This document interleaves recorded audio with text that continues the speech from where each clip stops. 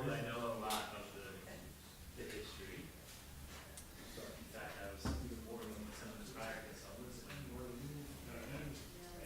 made some of the recommendations.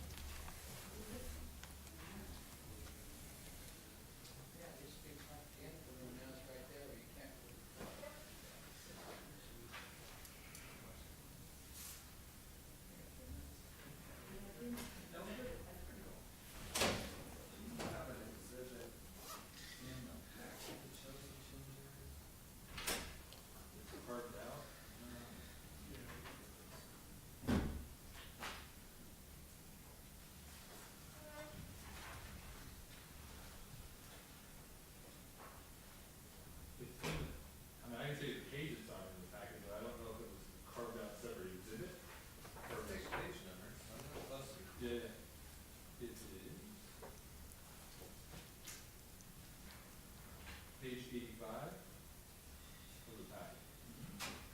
So that's the graphic, and then the text are on either side.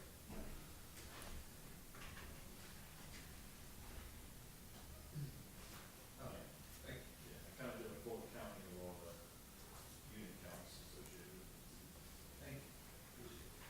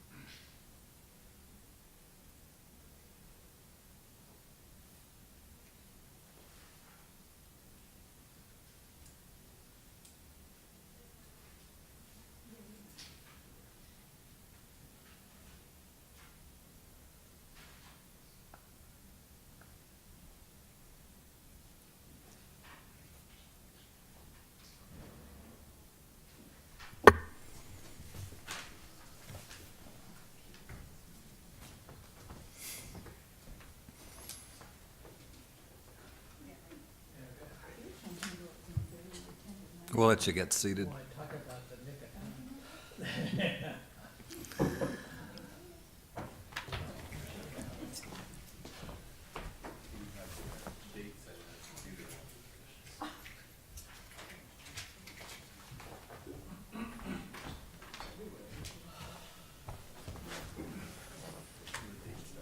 Okay, we'll start the meeting. John, would you be so kind as to lead us in the pledge?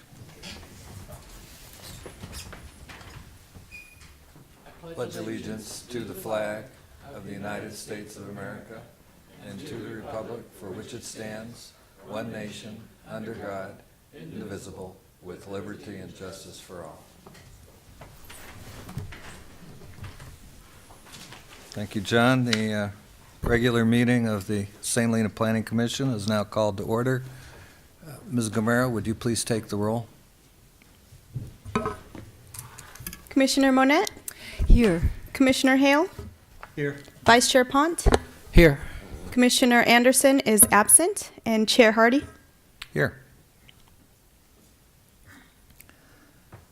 That brings us to the public forum, an opportunity for members of the public to address the commission regarding items not on the agenda. And because they're not on the agenda, we may not respond substantively, but this is an opportunity to speak. Is there anyone here who would like to speak at the public forum? Seeing none, we'll move on to the consent agenda. We have one item.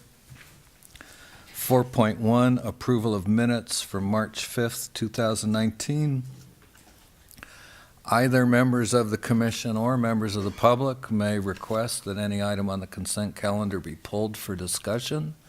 Is there any member of the public who would like to pull the minutes? Any member of the commission? I'd be pleased to hear a motion. I move we accept the minutes. Second. All in favor? Aye. Aye. Okay. I think we'll call that unanimous. And that takes us to item 5.1, our only public hearing for this evening. This is review and recommendation to the City Council of the draft St. Helena General Plan Update and draft Final Program Environmental Impact Report, including the response to comments, mitigation monitoring and reporting program, and proposed statement of overriding considerations, including all properties citywide and in 3 specific study areas located to the south and east of the current St. Helena city limits as identified therein.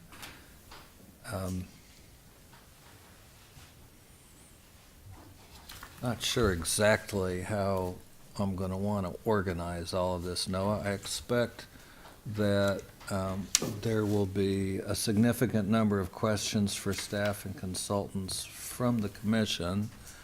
I've considered the possibility that we might want to give members of the public an opportunity to comment before we engage in just the exchange of questions with the commission, and then perhaps after that give members of the public an opportunity to speak again if they wish. If that makes sense to you, I'll follow that program, which is a little bit different from our routine. Seems appropriate. In that case, I'm ready to hear the staff report, please. Okay.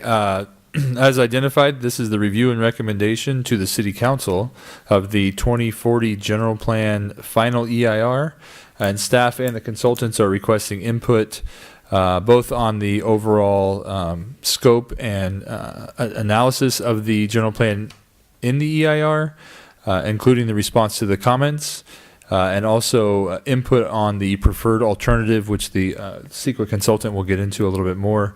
And that input's going to be utilized to draft the findings for the resolution that the Planning Commission forwards on to the City Council should they choose to recommend approval. And it's anticipated by staff that that will be brought back on April 2nd. So just so folks know that date. There's a significant amount of background and process in the staff report. The planning consultant, Dayton Bhatia, are here. So Andrew Hill and Gina Kodos from Dayton Bhatia are here. They're going to be the primary doing the presentation. They led the drafting of the EIR and have been with the city assisting us through this process since January when the council awarded the contract. And Ian Barnes from Fair and Piers, who is the traffic consultant, is also here. So we have a fair amount of expertise in the room to answer questions from both the commission and members of the public. With that, I'm going to turn it over to Andrew and let him get into the presentation. And we will get to a point where it's appropriate for the commission to talk about individual items. We'll break it up, and at that point, if you want to allow the members of the public to comment on those individual items, or if you would like to wait till the end, staff is flexible. I'm sure the consultant's going to accommodate the need of the chair and the commission. Thank you. Okay, with that, Thank you, everyone. I'm Andrew Hill with Diet and Bhatia. In my presentation tonight, I wanted to provide an overview of the General Plan 2040 update, both the process and the content. Also give you an overview of the EIR process and summarize some of the key findings, including a summary of the significant impacts and the alternatives analyzed in the draft EIR, and then to provide a recap of public comments on both the draft plan and the EIR. So starting with the general plan, the draft general plan that was on the street last fall and into the new year represents the culmination of about 12 years of work and input from the community. Diet and Bhatia was brought on about a year ago to help finalize the plan and to produce an EIR that analyzed the potential impacts of implementing it.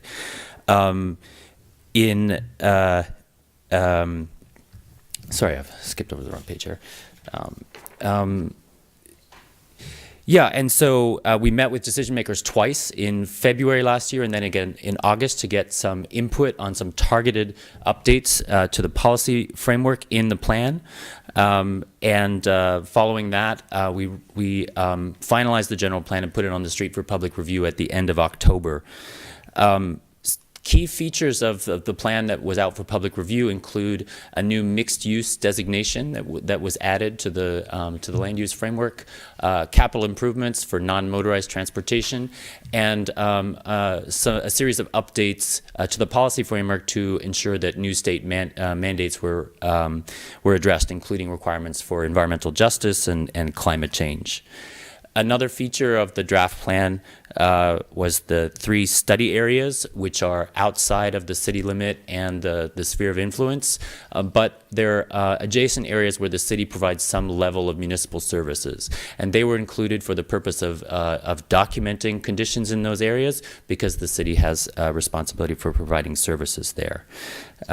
However, it should be noted that if the general plan is adopted, the policy framework does not apply in the 3 study areas, because they are outside of the city limit and the sphere of influence. Speaking now about an overview of the EIR, the notice of preparation was released in April of last year, and responses to the notice of preparation identified a range of issues to be considered, including traffic, emergency evacuation and access, flooding, and water supply.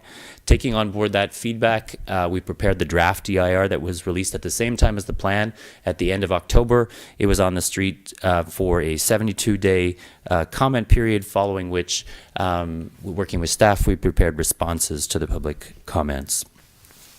The draft EIR identified or addressed all of the issues required under CEQA, everything from aesthetics and air quality to biological resources, cultural resources, hydrology, traffic, etc. It also included an assessment of growth-inducing impacts and cumulative impacts and alternatives.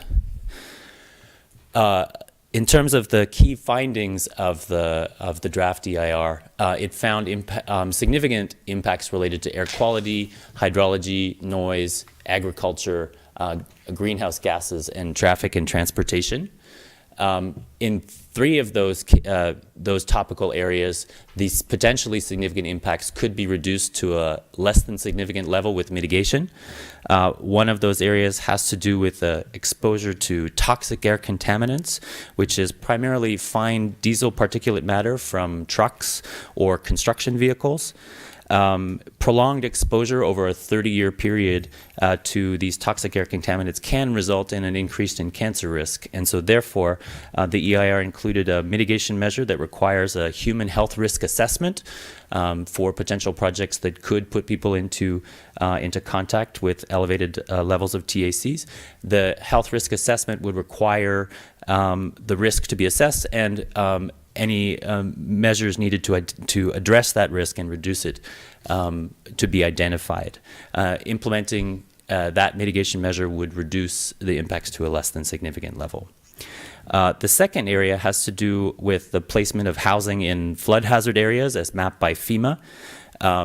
some of the development under the general plan would occur within flood hazard areas, and as a result, there's a mitigation measure requiring developers to raise the site, those sites out of the flood zone without increasing the risk to other properties, and to obtain what's called a letter of map provision from FEMA that demonstrates that those requirements have been met before development can happen. So again, with implementation of this mitigation measure, the potentially significant impact with respect to flood hazards would be reduced to a less than significant level. And the third topical area had to do with exposure to excessive vibration from construction activities. For example, if pile drivers were used during construction in proximity to existing homes. To address this measure, to address this issue, a mitigation measure requiring a vibration study was included. And so the study would need to assess the situation and require actions to reduce potential impacts on sensitive adjacent receptors. And again, with implementation of this measure, the potential impact would be reduced to a less than significant level.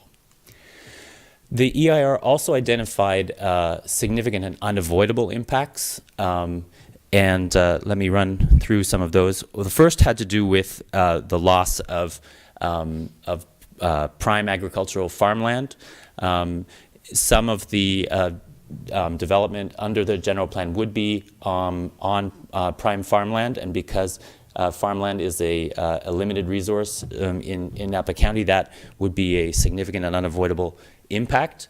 The plan does include numerous policies which are aimed at agricultural preservation and limiting the loss of farmland, but as I say, because farmland is limited in nature, even with the implementation of all those policies, the impact would remain significant and unavoidable. Another of the topical areas where a significant impact would occur has to do with air quality standards. The Bay Area is in violation of both state and federal standards for ozone. Development under the proposed general plan would increase ozone precursors, for example, from vehicles or from the use of volatile organic compounds in paints or architectural coatings. In combination with other development throughout the Bay Area, this would result in an exacerbation of this existing condition of exceeding the standards for ozone.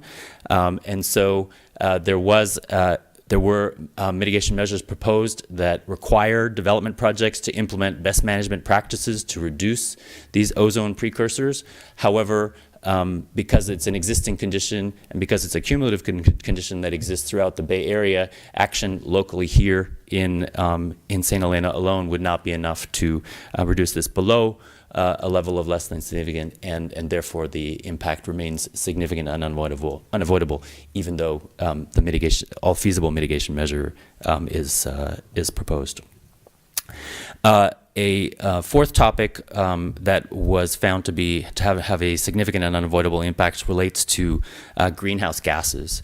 An executive order from the governor has set per capita targets for greenhouse gas emissions. The city of St. Helena is currently exceeding those per capita targets.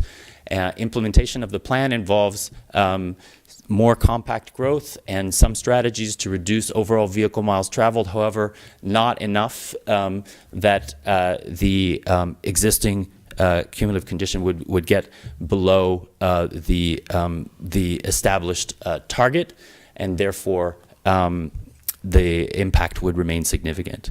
A mitigation measure was proposed to address this. This includes, it would require the city to develop and adopt a climate action plan that discusses strategies for reducing per capita greenhouse gas emissions. But again, because GHG emissions are cumulative in nature, they're not limited to the borders of the city. They're regional, even global. Without a really bold action from the state, it will not be possible to reduce the existing level of per capita emissions below the threshold established. And so, therefore, this impact would also remain significant and unavoidable. And the fourth topical area where a significant and unavoidable impact was found has to do with traffic and transportation. Again, this impact is cumulative in nature. There are regional traffic situations that are resulting in impacts, particularly along Highway 29, that exceed established level of service standards, and while growth under the proposed general plan would exacerbate that existing condition. Here, there are mitigation measures that could be implemented to address impacts at the intersections in question. However, these intersections are largely along Highway 29, which is in the jurisdiction of Caltrans, and therefore the city does not have the discretion or the authority to implement those measures on its own. There is currently no plan on behalf of Caltrans to implement those measures, and as a result, it would be speculative to say that those measures would be implemented and to reduce the impacts. And as a result, the EIR found that those impacts would remain significant and unavoidable. Additionally, the EIR included, as required under law, an analysis of alternatives to the proposed plan that would reduce or avoid the severity of the impacts from implementing the proposed plan. There were two alternatives studied. The first is the no project alternative, and the second is what we're calling the transportation network enhancement alternative, and I'll explain both in a little bit of detail here. The first is the no project alternative. It's required under CEQA, and it essentially represents a business as usual scenario. If the proposed plan were not adopted and the city were to proceed with the existing general plan, this alternative looks at the impacts of continuing along that path. The existing general plan would result in slightly less housing and employment growth than the proposed plan, and so in that sense, some of the impacts would be slightly less than the proposed plan, particularly with respect to air quality and noise. However, continuing on with the current plan would not address numerous new requirements that have come online at the state or at the state level, and as a result, the no project alternative would actually result in new and different impacts as compared to the proposed plan, particularly with respect to biological resources, for example. And flood hazards. What do you mean no project alternative? What does that mean? It means if the proposed plan, the General Plan 2040, is not adopted, and we continue with the current kind of like a business as usual scenario. So it's not do nothing. It's just continue on the normal path with the current adopted plan. Sure. And so the second alternative that we looked at is what we're calling the transportation network enhancement alternative. The land use pattern for this alternative is identical to the proposed plan, and so it would have it would result in a similar number of new housing units and a similar number of new jobs as the proposed plan. But the key difference here is that it involves an extension of Oak Street from its current terminus at Mitchell down to Grayson. Along this new local connectivity corridor, a Class 1 bike lane would be added on the west side, and traffic calming measures improvements would also be implemented. This essentially would create a local connector joining schools and the downtown area. It would improve bicycle and pedestrian circulation locally, and it would alleviate anticipated increases in traffic congestion and queuing on Highway 29. Specifically, it would result in less lower vehicle miles traveled in 2040 than the proposed plan. It would eliminate a significant impact at the intersection of Main and Pope altogether, and it would have the benefit of providing a local connection for people to use rather than having to sit in traffic potentially with visitors and passers through on Highway 29. The trade-off here is that a bridge would need to be built, and that could potentially involve significant impacts with respect to placing structures in the floodplain or impacts to biological resources. But the discussion point that we'd like to put forward here is we'd like to hear from the Planning Commission whether this alternative is perhaps preferable to the proposed plan, in the sense that it does offer the advantages of reduced circulation impacts and improved local connectivity for residents. Moving on now to public comments. Overall, during the 72 days that the draft plan and the draft EIR were on the street, we received over 350 unique comments, both on the plan and the EIR. The comments related to the EIR did not identify any new or more severe significant impacts, and so in that sense, the analysis in the draft EIR remains adequate. Comments on the general plan itself were generally intended to clarify and amplify, and didn't result in any substantive edits. However, there were a number of issues raised that merit some further conversation and consideration, and so I wanted to take a little bit of time to highlight those now. They relate to levee and flood wall failure, farmland mitigation, a particular action in the general plan related to accessory dwelling units, noise evaluation criteria, and implementation of pedestrian improvements. And I think at this point, what I might do is go through each of these one by one, and then we can pause for some comments, if that sounds acceptable. So the first issue here comes from a letter that raised a number of concerns about the potential for flooding in the event that the levee and flood wall were to fail. This is a serious issue that needs to be taken, that can't be taken lightly at all. And so, excuse me, yes. Could you identify these by comment number so that we can follow in the Sure. document? This one is letter B8. Thank you. Yeah, and the same comments are again picked up in B10, B10.6, where the commenters came to speak in December before the Planning Commission and made the similar comments orally. So B8 and B10 is where you would find the specific responses. As I was saying, that this letter raises a number of issues that are serious, and so we wanted to take a moment really to make a number of clarifications.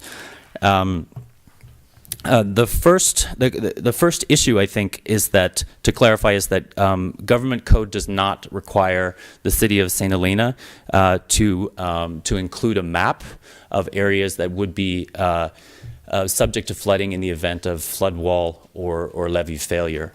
The specific passage of code that the commenter is citing applies actually to certain levees that are in the Central Valley.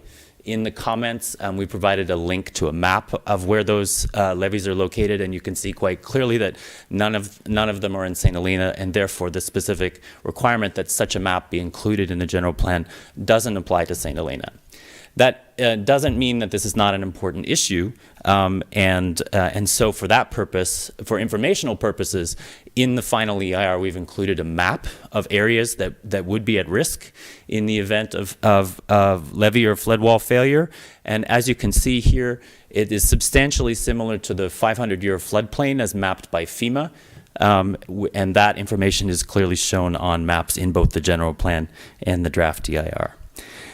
It's important to note that the city has taken very major steps to prevent or limit loss and damage due to flooding with the comprehensive flood control project, and then additionally that the draft general plan includes a number of policies aimed at reducing associated risks. So I will pause there and see if you have any other particular questions about these comments. Any questions from the commission at this time? Well, I have some. I'm looking at the levee failure inundation area. It's page 611 in our packet, and it's the same that you have up on the screen. I don't see anything here that shows an inundation area for the flood wall that's roughly perpendicular to Adams. Was that analyzed? Was it not? And what can you tell me about that? So in order to put this graphic together, city staff reached out to the consultants who assisted with the actual design and construction of the levee, Mead and Hunt. And I believe their analysis was limited to the actual levee itself. Failure of the levee versus other flood protection elements not directly basically defined as the levee. Well, I understand the distinction. I'll simply observe that over the years we have heard many times at many meetings, extending years before my tenure on this commission, concerns expressed about the potential failure on the wall, if wall is the right term, that was part of the flood project and that changed the floodplain on the Hunter property. That was a very controversial element of the project from the beginning. It seems to come up every time the Hunter project is on an agenda, or directly or indirectly. So whether that needs to be here or not, I have no particular opinion, but I'm pretty confident it will come up again, and we might find in the future that it is useful to have some information about that. My own sense is that given the elevations involved, hydrologically speaking, there's not much that can happen there. But not being an engineer, my opinion is of no particular value to anyone else. And this is on Adams, further west than the location of the levee that's identified on the graphic? Yes, unless I'm misreading the graphic, but I don't think so. You're talking about the flood wall. Yeah. Yeah. Yeah, not the levee that protects Yeah. Vineyard Valley. It's a flood wall above the excavated area that moved a portion of the Hunter property out of the floodplain. I think to speak to this point, the maps that are in the general plan, I think it's figure 9.1 and 9.3, if I'm remembering correctly, that show the 100-year and the 500-year floodplains. As you pointed out, really the topography of the area is such that the 500-year floodplain represents the extent of the area that would be impacted in the event of levee or flood wall failure. What this map is showing, if you can find that map in the general plan, what it shows the 500-year floodplain, and then in purple it shows an area of reduced impact due to levees. And what this map is trying to show is that area that's shown as reduced because of the existence of the levee is substantially similar to this one. Yes. A related question. At the beginning, there was some discussion of flood hazard areas in your comments, and am I correct in understanding that in that regard, we're referring to the floodway, not the floodplain? Correct, yes. Where is it that the general plan would allow construction within the floodway? We actually have a figure in the EIR that shows precisely that. Some of the change areas are actually in partially or completely in flood hazard areas, and some of that includes the floodway. And I think it's figure I'm thinking it's 310.4 or 310.5 in the EIR that shows this. We can find that. I can't find it. Can I ask a question in this? Or are you done? Are you done? Well, they're looking for the figures, so you might want to wait just a Okay, second. I mean, it's on the same topic, but yeah, okay, You can follow up. That would be fine. okay. Figure, Sorry, 395. This one. That figure is 395. okay.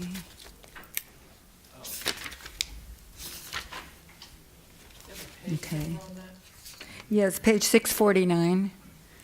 I'm looking in the EIR itself. Oh, this is the general plan, it's on page 649, I believe.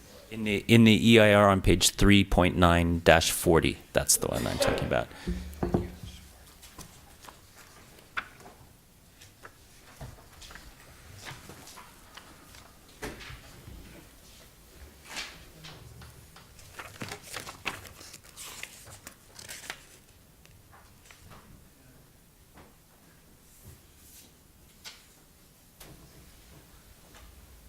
This is mainly on Sulphur Creek. Right.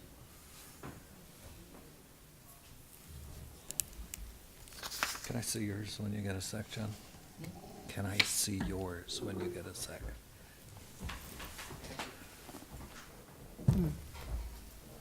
We're going to try to bring it up on the overhead.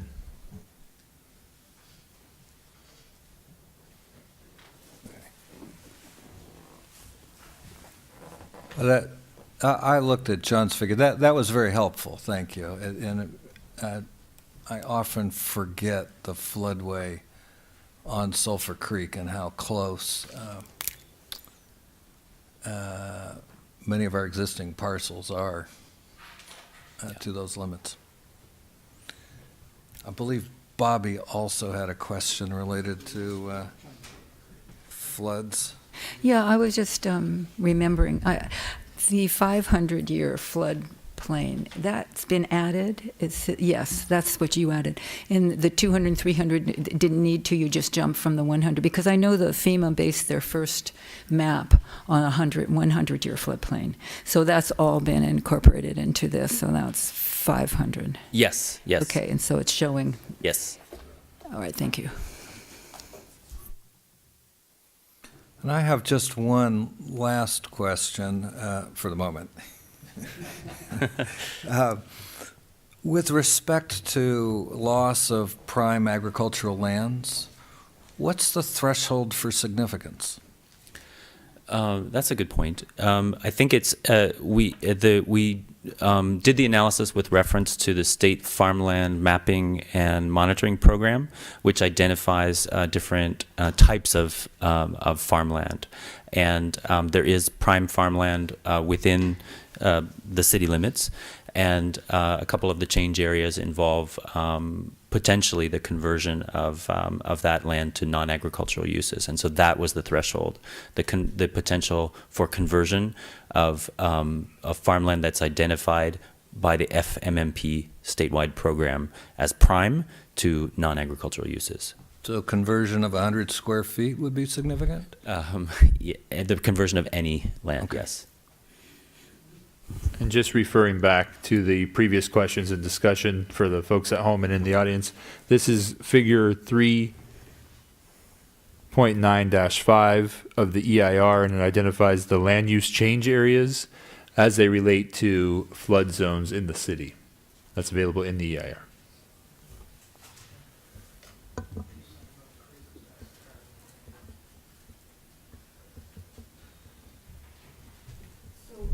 These are different than the ones that we saw before you guys added the 500-year.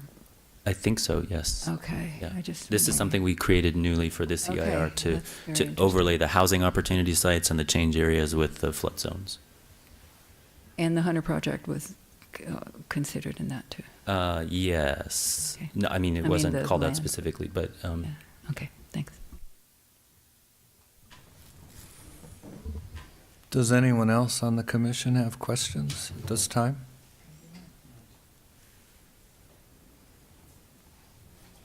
We'll wait for the slide to come back up. Hope it didn't cause any problems.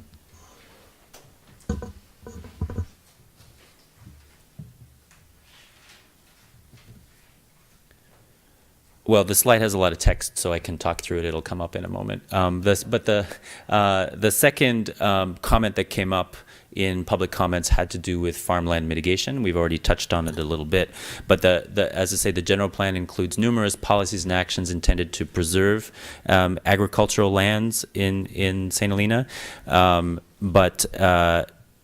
because some of the change areas could potentially involve the conversion of prime farmland to non-agricultural uses, and because land is a finite, limited resource, the EIR found that those conversions of prime farmland would be significant and unavoidable, even though there are numerous policies and actions in the plan that mitigate for the loss of farmland or try to prevent it.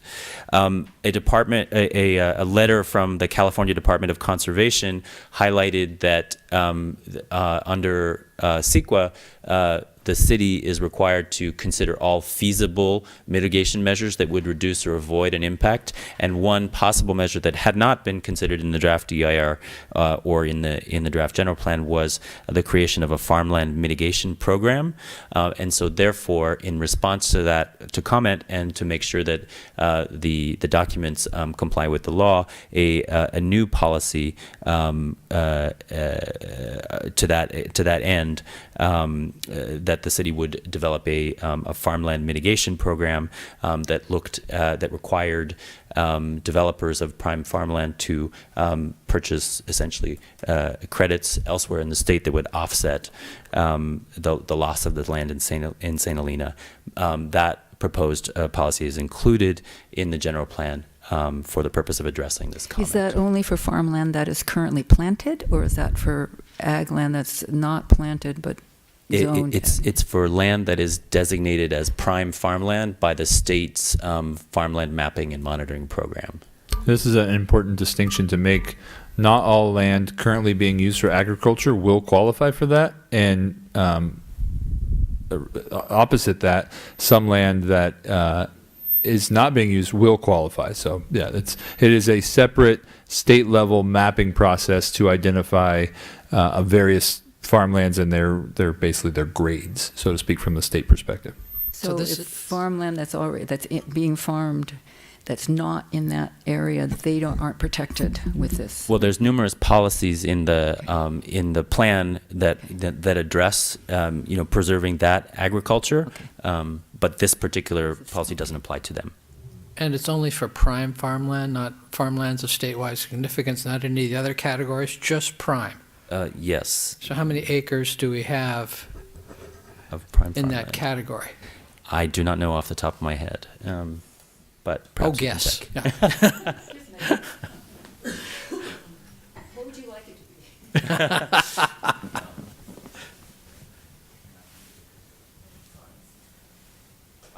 It's quite a lot, almost 900 acres within the city limit of So prime, more, just it's prime farmland. a square mile and a third. That's a lot. It's a lot. Now, not all of it, obviously not all of it is within the urban Well, growth yeah, boundary, but still, if you put it all together, it'd be more than a square mile of property. So, Did you say it was in the urban limit line or not? No. No. Is any of it in the? I believe some of it may be. Yeah, but not within the urban limit line. It might be Spotswood, for example. Is it? So just to the city has a total of 1,450 acres of agriculturally designated property within the city limits. So just something to point out. Yeah. So, at the risk of sounding argumentative, which is an occupational hazard for lawyers, so you'll just have to bear with me. I'm having a hard time understanding how protecting land somewhere else does anything to reduce or limit the impact of conversion of what we allow converted. I see it as a laudable policy goal. I don't understand how it qualifies as a mitigation. I think that the state would say, because the FMMP, the state statewide farmland mapping and monitoring program tracks farmland on a statewide basis, from that perspective, from the state's perspective, it would be acceptable to offset a local loss here in St. Helena with a gain perhaps in the Central Valley, because statewide on a net basis. I understand that, but it doesn't answer my question. Same restrictions. The impact. I don't see how it reduces or avoids the impact that this plan creates. It does from the state perspective of the impact. So if the state has said California has X acres of prime farmland and we are potentially removing some percentage of that here in St. Helena for development, say, of one of our key housing opportunity sites, the preservation of that land in another location in the state identifies, from the state perspective, a way to mitigate that loss. Let me ask this then. This comes down from the state, correct? This is following state mandates. So if all prime farmland in the state falls under the same mandate, how are you actually protecting any of it? Because I build a house. It's on prime farmland. I need to buy prime farmland someplace else. Well, that's still in the state. They can no more put a house down on it and buy the farmland from me than I can buy it from them and protect anything. You've still got a loss that's irrecoverable and will never return because it's a statewide mandate. So I don't see how that does anybody any good. So You're I think not preserving anything by your actions. It gets back to the perspective of the document. So a CEQA initial study asks specifically as one of the questions that the individual jurisdictions are required to answer, will this project impact state farmland of, and then it lists a number of categories. Prime farmland is one of the ones that's given additional credence, and cities must mitigate those impacts. And again, we're trying to get to a legally defensible document identifying how we are mitigating those. And I would defer to the city attorney's office to add anything should they want to. Thanks, Noah. Yeah, I think there's two important points to make. One, this was in response to a comment letter from the state, and it was our best effort to add an additional feasible mitigation measure. Secondly, there's nothing in the plan that prohibits somebody from locking up or preserving existing ag land in St. Helena. The practical reality, though, however, there are readily available mitigation banks in other areas. And so that's why Andrew mentioned the Central Valley. But there's nothing that would stop somebody from satisfying this requirement to preserve some ag land now as mitigation for developing some here within the city, both the development and the preservation. And then last point is that CEQA requires you to do everything that's feasible to address, whether that addressing the impact is just a small reduction or an avoidance or a major reduction below the threshold. And so we still acknowledge that even with this new mitigation measure, the impact is significant and unavoidable. Is that correct, Andrew? That is correct, yes. Yes, and I don't want to spend too much time on what ends up being really a kind of philosophical argument, but I do want to say it for the record, it seems to me that we do much more to actually reduce or avoid the loss of prime agricultural lands in this setting wherever we choose to pursue infill and increase density and keep the city compact. I think that's, to my understanding of the plain meaning of the words reduce or avoid, those are tools that are much more effective than recording a deed restriction in Yolo County. But maybe that's just me. And if the state concerns are in any way satisfied by the proposed mitigation measure, I'm fine with that. It just frankly seems like a shell game of some sort. But I got the sense that the point of it was to please the state, to avoid a lawsuit from the state or to avoid problems from the state. Is that accurate? Am I inferring correctly? I think it would be a stretch to infer that just by submitting that letter that they were planning to mount significant opposition or a legal challenge.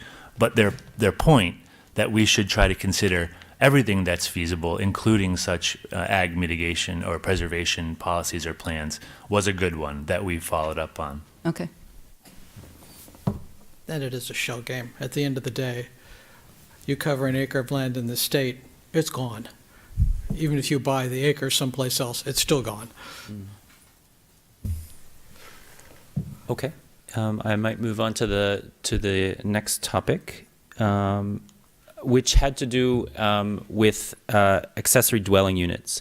There is an action in the land use element of the draft plan that is up on the screen here. And one commenter expressed a concern that the wording of the action could potentially conflict with recent state law regarding accessory dwelling units intended to facilitate the production of these housing units. The idea is, I think normally when we think of an accessory dwelling unit, we think of a granny flat, a freestanding house in the backyard. But in fact, the term accessory dwelling unit could mean other things. It could be a unit wholly incorporated into the main dwelling unit, or it could be an attachment onto the main dwelling unit. And the commenter was concerned that the current wording of the action could potentially conflict with these new state laws that are intended to facilitate the production of ADUs. And so we wanted to bring this up as a point for discussion and get some feedback from the Commission on this, whether you agree that this is a potential conflict. If so, one remedy could be to delete the underlying language so that the policy would simply be aimed at facilitating the production of ADUs as a way to alleviate housing pricing pressures here locally, and that would be consistent with the state initiative. That would be one option, but we'd like to get your feedback on that. And just from the staff perspective, staff doesn't have concerns over this being an actual impact. One, because ADUs or accessory dwelling units are very specifically defined in our code, and so we wouldn't have a problem identifying an ADU versus a duplex conversion or even a triplex conversion. And separately, because accessory dwelling units in our code are allowed to count towards the minimum density, but not the maximum density allowed on a parcel. Even if someone came in that had an ADU and wanted to come in to convert the existing home to a duplex to get some more infill housing, that wouldn't impact their ability to do so because of the way we identify density and kind of carve out ADUs as being exempt from the maximum density allowances.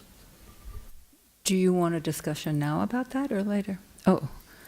Well, I'm just looking at it and just thinking now, I think it's a good idea. I don't think it's a good idea to get rid of what's underlined. I think it's, first of all, you're not having to use new sewer or, water, and it's a lot would, I think it's makes sense. People can afford to do it and provide more housing. I think it should stay.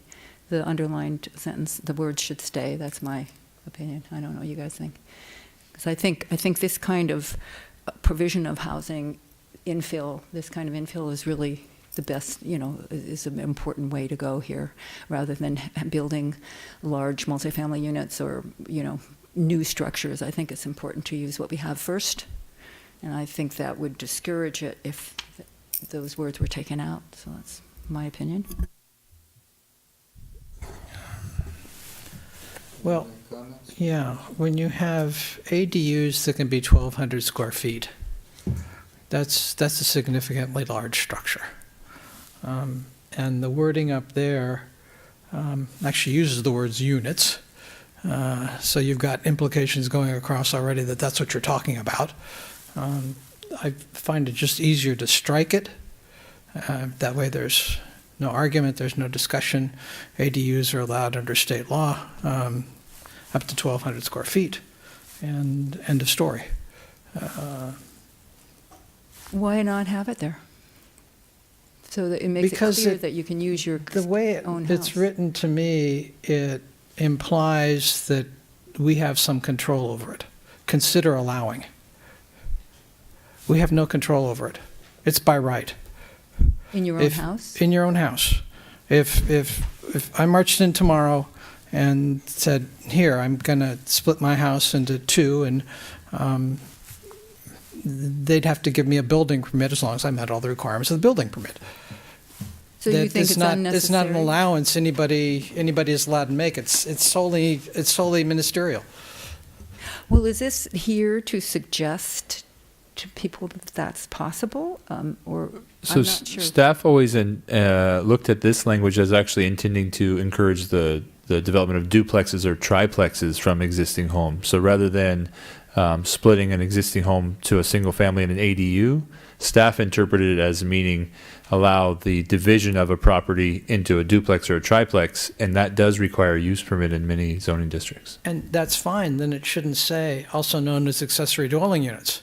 Either go one way or the other. But this language appears to me to be standing right on the edge. It needs either flop one way or the other for the purposes of clarity and avoiding any questions. So what would have to be changed in order to keep that language and have it be meaningful to your way of thinking? You might want to consider crossing out also known as accessory dwelling units. That would be the other way to do it. Okay. That way you're not talking about ADUs. You are clearly talking about things that require a use permit. So either one way or the other. But this doesn't require a use permit, right?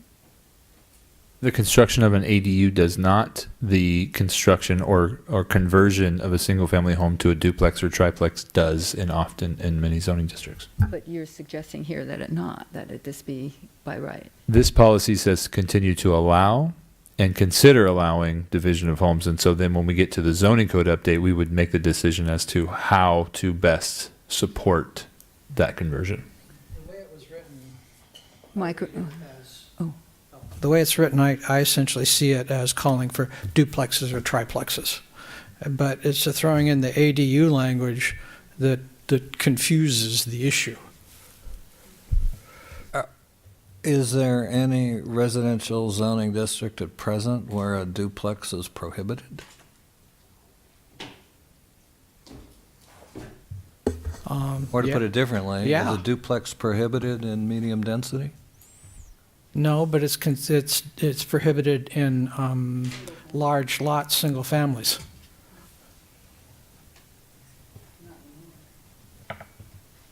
No, it's not prohibited. You need a use permit. So these would not be considered ADUs. This would So- be No, it's different. So duplexes and triplexes in medium density require a use permit. And I believe also, So what I'm getting to, then, we already allow duplexes and triplexes in medium density. with use permit approval. With use permit, it's a conditional use, but we allow it in that sense. It's not permitted, but it is conditional. So if all this is doing is telling, so that makes it sound to me to some extent like the policy suggests we continue doing what we're already doing with with duplexes and triplexes, and if what is intended is to consider going a step further,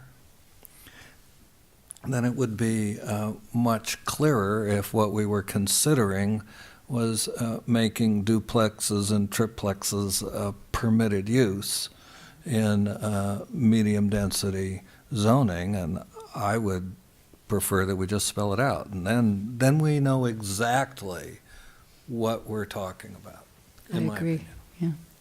Yeah. And I would be in favor of that.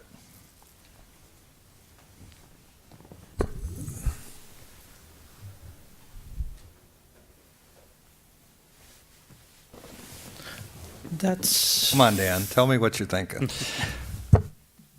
I don't find the underlined area terribly, problematic. I think it's in some ways in sync with the aspirational nature of this document. I don't think it I think with any of these things that we talk about, when you say, even whether it's the farmland or this, none of these things are sort of guarantees that these things are going to happen.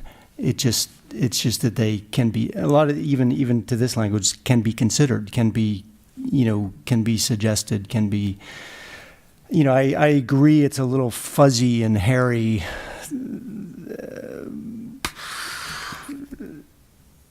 And I'm generally a less fewer words are better kind of guy, but I think if you're just suggesting we can consider it, it's kind of meaningless to me. I can consider all sorts of things. So I guess the question before the commission, in light of the comment, would be: do you want to strengthen this language? We'll recommend that the city council strengthen this language before adoption. I do. I do.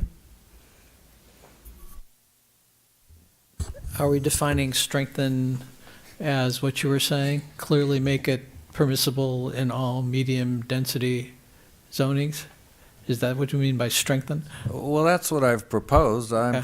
There might be other ways to do it, Yeah. but that's Would it be the only idea I threw out there. in medium density zoning, or would it include other types of zones?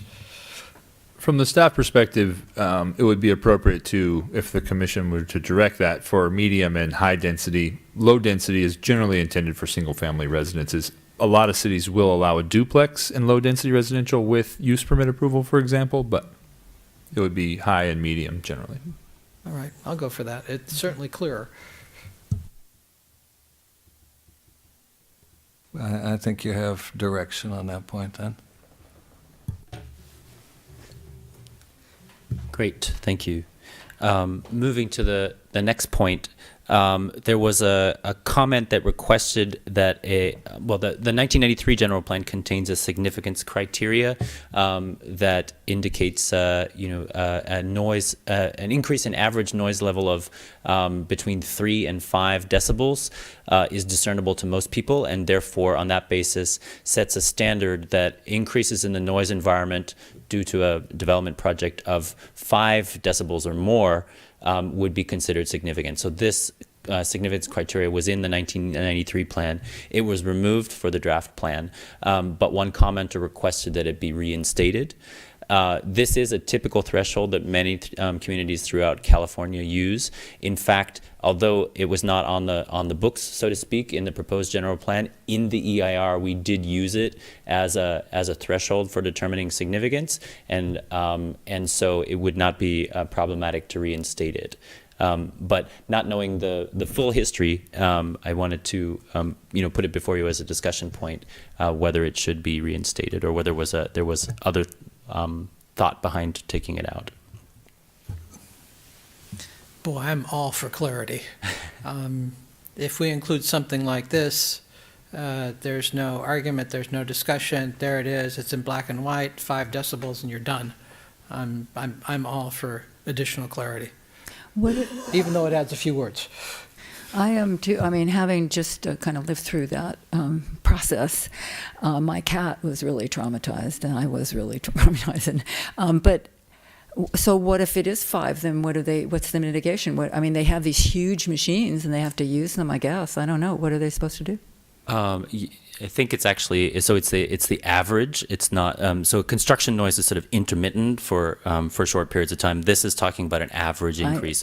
So, for example, a significant increase of traffic on your street that would increase. Oh wow. Yeah, so that's what this standard is getting at. Oh, not the construction, not the sound. It's not construction noise. It's it's largely noise is generated by vehicular traffic. So if there's a lot more traffic on your street, such that this standard would be exceeded, then the proponent of the project that's causing this increase would be required to take action to. Yeah, I agree. It should be there. I'm glad it's there. I think it should be there. How does this affect then potentially the circulation element? I mean, that points, and it's a very helpful comment, to one of, I'm sure, many conflicts of this sort between the need to mitigate for traffic and the need to mitigate for noise, because traffic mitigations often, maybe not always, involve redistributing vehicle trips such that volume on a very busy street is reduced and volumes on not so busy streets are increased. The third bullet up here gets to that. It summarizes the findings of the noise analysis in the EIR, which found that even with the projected traffic increases from implementation of the proposed plan through 2040, the level of an increase in the average noise level of 3 decibels would not be exceeded. So you're not, even with the proposed growth under the proposed general plan, or the potential growth under the proposed general plan, that level of 5 decibels would not be exceeded. So the criteria wouldn't kick in. So the the Oak Street extension, yeah, met that. Okay. Just a reminder that 5 decibels was used as the significance threshold for the EIR. Can I go back to the air thing? Because I didn't know we were supposed to comment. Well, unless, is that all right with the chair? Okay, because, let's see, where is that? I was just wondering if you had considered there something that I've been talking about for a long time, the solid particulate pollutants from fireplaces. And we have good ordinances on the books right now, but what we don't have is what Mammoth Lakes had that would be very easy to implement, and that is that on the transfer of deed for any properties that have substandard fireplaces, that those substandard fireplaces be brought up to the standards, that the current standards. And I'm just wondering if you would consider adding that to the to this air quality thing. I think we have a good thing going, but this is a way of converting the entire town eventually to have standard, to have all the fireplaces up to standard to reduce the solid particulates, which from all the fires we've had, we've been hearing how dangerous they are and how deadly they are in terms of public health. So I don't know if anyone else feels, supports that. We're already under mandate from the Air District. If you were to put up a new house today, you couldn't put an old-style wood-burning fireplace in it. That would not be legal. That's right. So I don't... But when you sell a house that has substandard fireplaces, it is not required to upgrade them so that the substandard fireplaces... I don't think you can do that. If you could have done that, Yeah, the Air District would have done that years ago. No, Mammoth Lakes has that. I have a copy of the ordinance. You can do that. Some places have it. And what it does is it's by attrition. You can clean up the air eventually. If you don't have that as part of the ordinance, then those substandard fireplaces, unless at the whim of the owner, the new owner or the old owner, will continue to put out solid particulates into our air. And once again, just because some places claim to have done it, that doesn't make it entirely legal. Like I said, our Air District hasn't touched that. I've spoken with them. And we've got one of the most aggressive air districts in the United States. I have spoken with them, and I can bring more documentation if you want, but I have spoken to them about this because this has been on my dance card for a long time. I'd hate to add something that I, at least, am not convinced is possible to do. Okay. Well, let me ask you this then. Is there anything that I could do that would, I respect your questioning of it, very much. And if I can give you documentation that shows you that it is legal, would you? If you can get the city attorney to say, yes, this is defensible. Okay. That's a whole different kettle of fish. I'd be happy to look at. We'd be happy to look at that ordinance and perhaps talk to them. I think the bigger question is, this discussion prior about air quality impacts was about ozone, not about PM10 or 2.5. I thought there was something here about they mentioned particulates. I think that might have been about the toxic air contaminants. That we did talk about particulate matter from diesel-powered vehicles or diesel-powered construction equipment. That's earlier.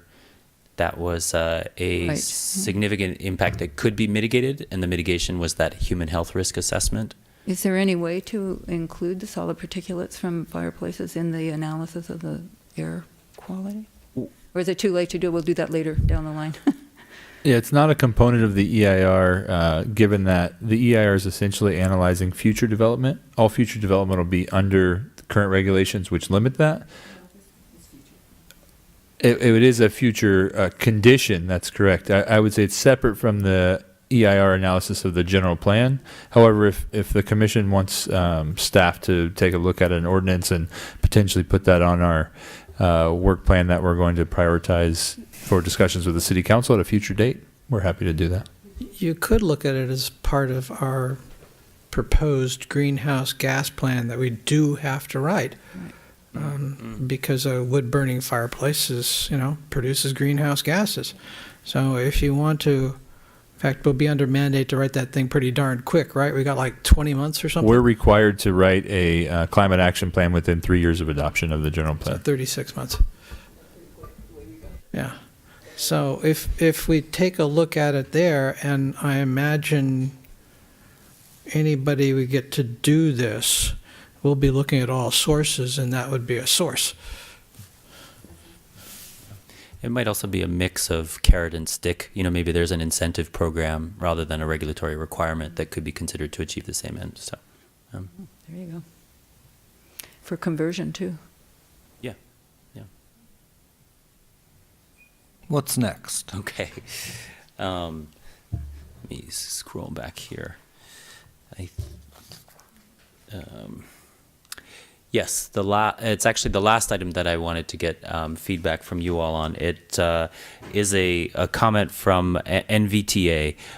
They noted that the countywide bicycle plan, which includes a chapter specifically dedicated to improvements in St. Helena, has been adopted, and so they wanted they suggested that an action could be included into the general plan to prioritize implementation of those improvements, and so here is some suggested language that could be used for that, if you'd like to consider it. Pedestrian plan, just to clarify. Oh, sorry. Yes, pedestrian. It says right there, pedestrian improvements. The bicycle plan is in the works. Apologies. Yeah, this would be a new action to add into. I think it's a case of belt and suspenders, because the pedestrian plan is already adopted, and presumably it will be implemented. But it's just a nod in the general plan, which is the guiding policy document of the city. We've got a 2040 general plan here. I'd like to be unmoored to a particular plan date. So can we just say whatever countywide pedestrian plan the countywide transportation planning agency adopts? I can't imagine we used language similar to that for the bicycle plan. It didn't moor us to any particular year, so I'd rather not be moored to any particular year, if that's at all possible. Yeah, I think so. In that case, maybe it's a policy more than an action. I tend to think of an action as sort of something you do once and cross off a list. But if you wanted to, keep it more as newer and greater pedestrian plans come online, so yeah, we could do that.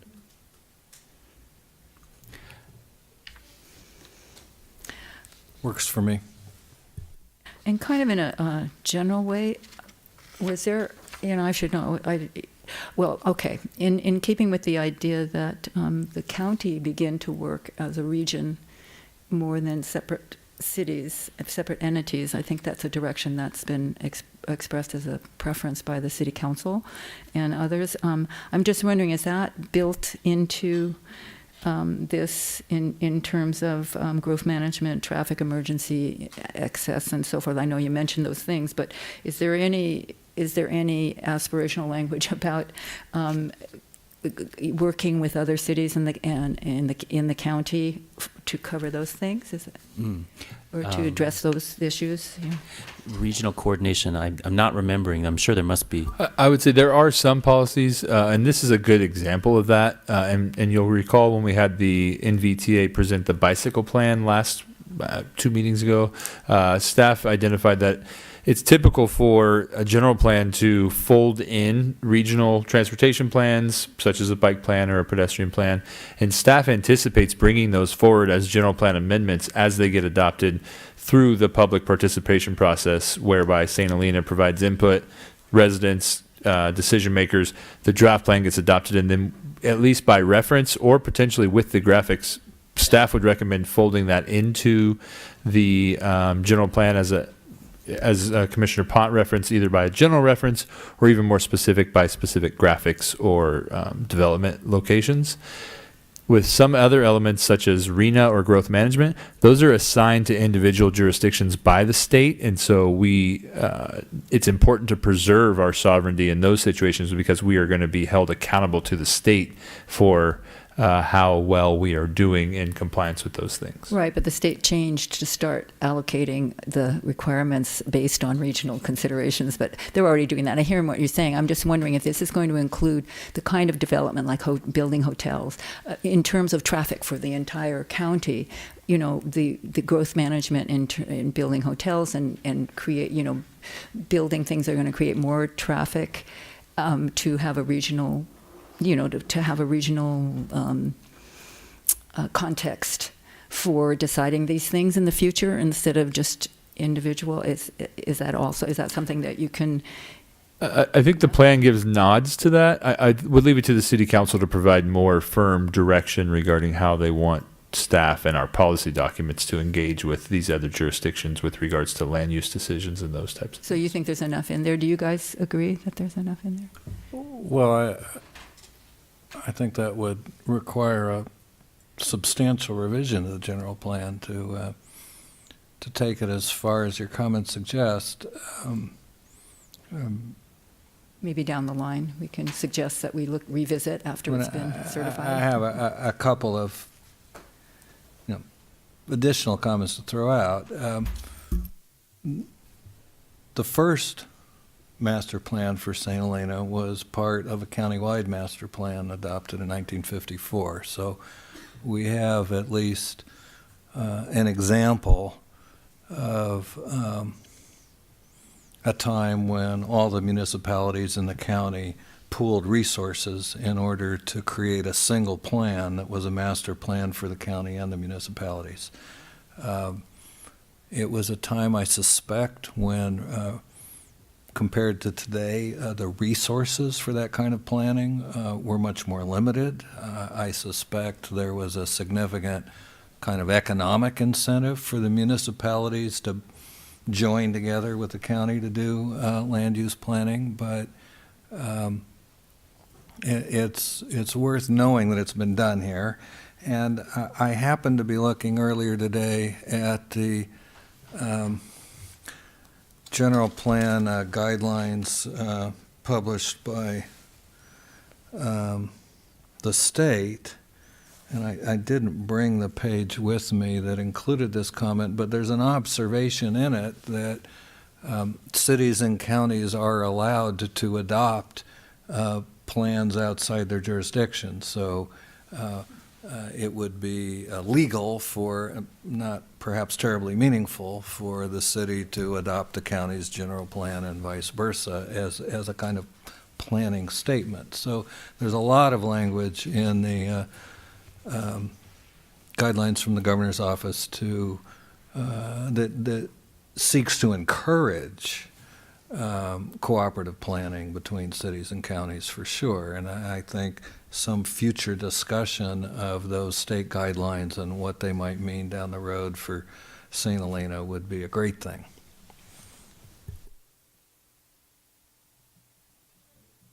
If there are no other comments and the presentation is complete, I would love to suggest we take a 5-minute break and then open the microphone to public comments. We're good? Okay, then we'll take a 5-minute break. Thank you.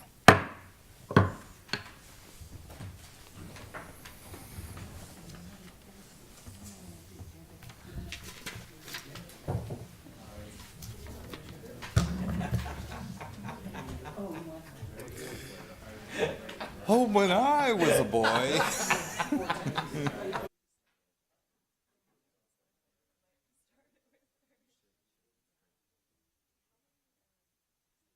I'll call the meeting back to order and open the public hearing. Is there anyone who would like to speak to the commission? Please come forward to the microphone. State your name for the record, please. And All right, Dr. Jacqueline Hilger-Rolfe, representing Church Street proposal for a parking lot and mixed-use residential. I'm here as an owner, also with Guadalupe Lopez Gonzalez and Tina Perino, who received this letter in the mail about turning my home into a parking lot, and we were very upset. And we found out that there was a kind of a layover from a decade ago that just kind of snuck into the proposal. So we would like to have you consider striking the parking lot in the proposal. We are also concerned about changing it to a mixed-use street. There are several residences there with end parcels that do have some businesses, but we strongly feel that it would only increase the parking issues and the traffic that we already have to endure on a daily basis. thank you. Please, sir, come to the microphone.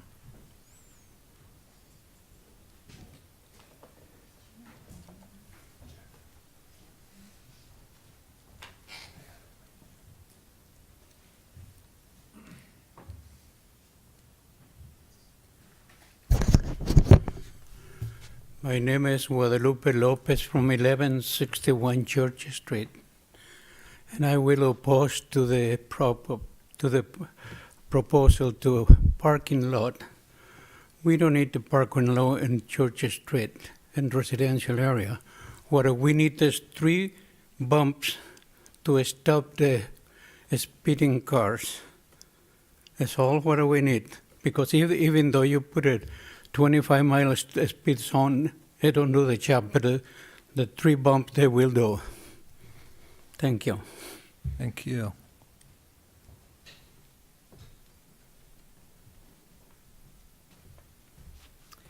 I'm Tina Perino, and I'm a new resident of St. Helena, 1152 Church Street. I purchased 8 months ago and found out about this proposal from my neighbor. I was not formally noticed of the change, nor was it in my disclosure documents for my real estate purchase. Very concerned, naturally, about the parking lot. And also about the lack of clarity around what mixed use means. I actually looked at the zoning code and couldn't figure out what mixed code means, and then I was informed that there is no mixed use designation yet. I guess that's TBD. So I am in the process of putting a lot of financial resources into my property, building out the backyard, and naturally concerned about what will happen to our street. I purchased it as a place to retire, and hopefully will be able to maintain the quaint feel that it has already. And I should say that I applaud the city planning efforts and the need for planning and beautification of the city, because I do anticipate that this will be a long-term resident for me. So, thank you. Thank you for your comments.